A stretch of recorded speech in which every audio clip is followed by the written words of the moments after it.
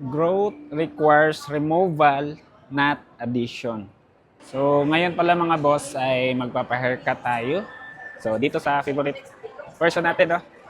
Bibisitahin natin and kailangan natin magpa-trim ng buhok natin kasi medyo mahaba na. So, sana dito pa si Kuya, no? Yan, dito tayo sa SM Cebu. So, dito pala ako madalas nagpapa-haircut mga boss. Sa dito, Sports Barbers. Ayun, so natapos rin. Yan no, pugi na. 'Di ba? Ayan, so at least medyo na-trim na yung buhok natin, 'di ba? So for today's video mga boss, yung i-share ko po sa inyo ay related po sa pagpapa-haircut at the same time kung ano yung magiging relation nito sa negosyo natin. By the way mga boss, no, ako nga pala si Roger Silvido. Isa po akong computer store owner for 6 years. Okay? And ngayon mga boss, i-share ko po sa inyo yung mga nangyayari sa negosyo namin and also yung mga daily na ginagawa ko po. Yan nga kanina mga boss ay nagpa-haircut tayo. Ayun, so shout out sa iyo, Kuya Ray. So far okay na yung ano ko, yung haircut ko. Medyo nagpantay na dito. Yan, malapit na siguro next haircut nito, aabot na to dito. Ayun, so far naman so good, 'di ba?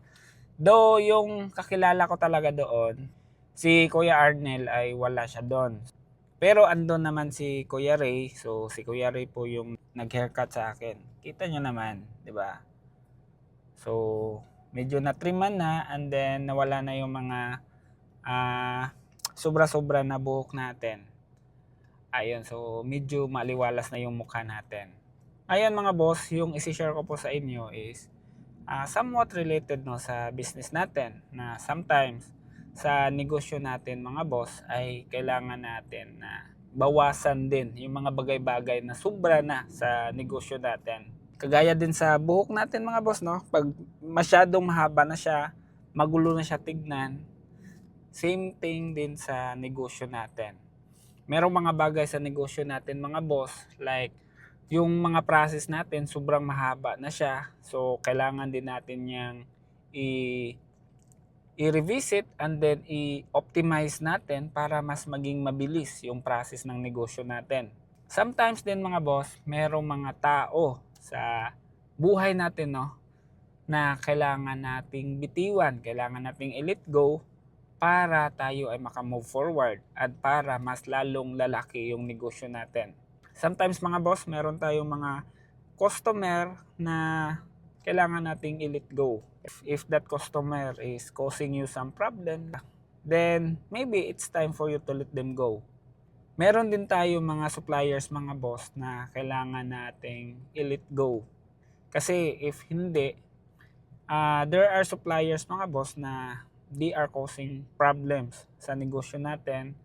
So, ikaw as business owner, ikaw as computer store owner, kailangan mong piliin yung mga tamang suppliers and distributors sa negosyo mo. Kasi not all of the suppliers are good for our business. Sometimes they are the reason bakit tayo magkakaproblema sa negosyo.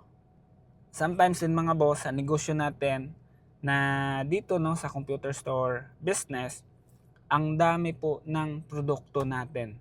And sometimes when you try to examine every products, then baka merong ibang produkto dyan na hindi siya kailangan ng negosyo mo.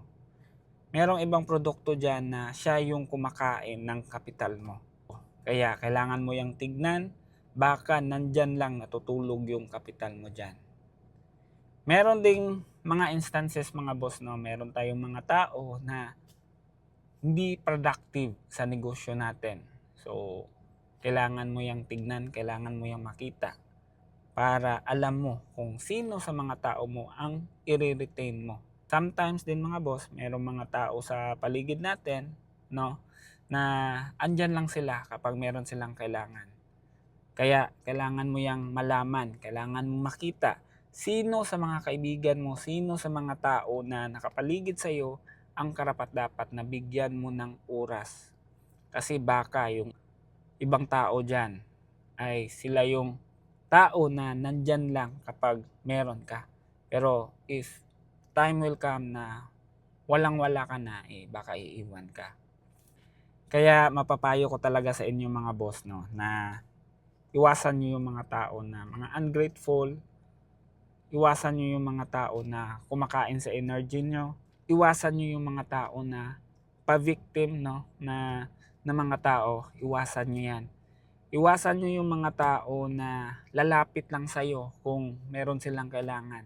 Kasi kapag ina-allow natin yan sila sa buhay natin, then baka yan pa yung dahilan bakit magkakaproblema yung negosyo mo. So yun lang naman mga boss, no. This video is just a reflection lang. Tinry ko lang na i-relate yung pag-trim natin ng buhok, yung pagpapagupit natin sa buhay natin, no, at the same time sa buhay natin pag negosyo. So ayun lang naman mga boss, sana meron kang nakuha into this video. Bakit ko nga ba ito sinishare sa inyo ngayon mga boss? So sinishare ko po ito sa inyo ngayon mga boss dahil naniniwala ako mga boss, no, na bilang isang computer store owner, naniniwala ako na kapag marami tayong mga computer store owner na nagtutulungan, naniniwala ako na mas madali yung buhay pag ninegosyo natin. And mas malakas yung puwersa natin. Kasi ang problema dito mga boss, kapag ikaw lang at wala kang kasamang ibang tao, no, ibang negosyante na related din sa negosyo natin, ay instead na maiwasan mo sana yung mga problema, no, na mangyayari sana in the future, kasi meron kang someone na napagtanungan or meron kang grupo na doon ka nag-post ng problema mo, ay maiwasan mo sana yung problema na yun. Kung wala kang ganon, baka yan pa yung magiging dahilan na magkakaproblema yung negosyo mo. And yung grupo natin mga boss is, yan yung purpose talaga ng grupo natin, to help each other, no. Dapat ay mag-post kayo kung ano yung mga problema nyo sa loob para yung mga kapareho natin, no, ng industry dito sa computer store business ay mag-share din sila ng kanilang mga napagdaanan. So doon tayo matututo sa mga lessons nila. Sana po ay mag-post kayo ng mga katanungan nyo, mag-post din kayo ng mga story nyo about your business. So open po tayo sa mga ganyan, sa mga collaboration. Okay, so bawal lang po tayo sa mga promotions.